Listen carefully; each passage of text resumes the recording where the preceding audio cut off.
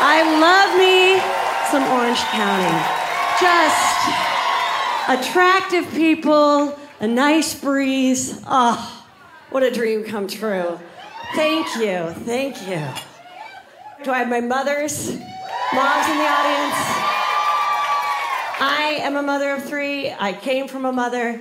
I think that we have to admit, I sometimes think that moms are a little judgy of other moms. And I don't think that we should do that anymore because every mom has a right to parent the way she chooses. My mom was a very strict Catholic woman, would tell my sister and I, never have sex before you're married. The moment you have sex, you'll never hear from the guy again. And then on the other hand, my friend, our sophomore year in high school, her mom taught her how to give a proper blowjob on a banana. And all I know is that that friend lives in a much nicer house than mine. I'm just saying. It worked out. Everybody can parent the way they choose. I have been married for 19 years. Thank you. At this point, I'm in it to win it, and I believe that Jesus will reward me on the other side for my sacrifices here on earth. I said to my husband, I go, listen, if we can hang on for about 5 more years, we'll both be just unattractive enough to realize that neither of us can do any better. We really freaking can't. Let's just send the kids off to a college near a winery that we'd like to visit and call it a freaking day, because I'm exhausted. It's exhausting. But more and more I'm becoming grateful for my life and being married. You know, people are very critical of America right now, and I'm very grateful to be American because thank you. Because I was watching a show called 90 Day Fiancé, okay?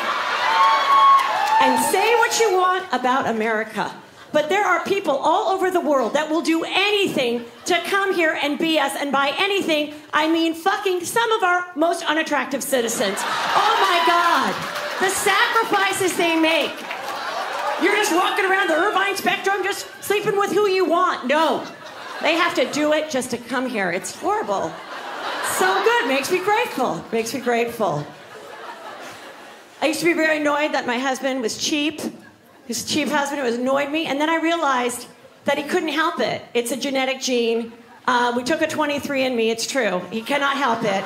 It showed that he and my mother-in-law, and I believe my eldest son, are all carriers. And I realized that my son had the disease when I heard the ice cream truck coming down the street. I heard that music. Ding-a-ling-a-ling-a-ling-a-ling. And I go, hurry, Drake, get a couple dollars. Don't let the ice cream man pass our house. And he goes, the ice cream man? We've got ice cream at home. Like, what is wrong with you? You are 11. What is happening? My oldest son is so much like my husband that basically I gave birth so that my husband could have a best friend. They are just like the exact same human being. All they do is shop for Groupons together and then return shit that's way too old to be returned. That's their favorite thing to do. They get off on it. I'm like, what are you doing with your bike, buddy? Dad's returning it. I'm like, you've had it for a year and a half. I know, Dad knows what to say. That's the best part. It's not even ethical. What are we doing here?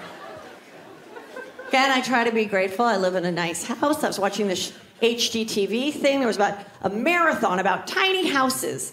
And these people have money, but they're choosing to live in 170 square feet, okay? So I'm watching this episode, and it featured this cute lesbian couple.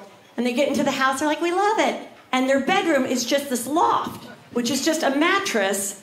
And there's about this much room between the mattress and the ceiling. And I'm like, well, you'd have to be a lesbian to live here. The only kind of sex you can have is scissoring. I mean, there's this much room.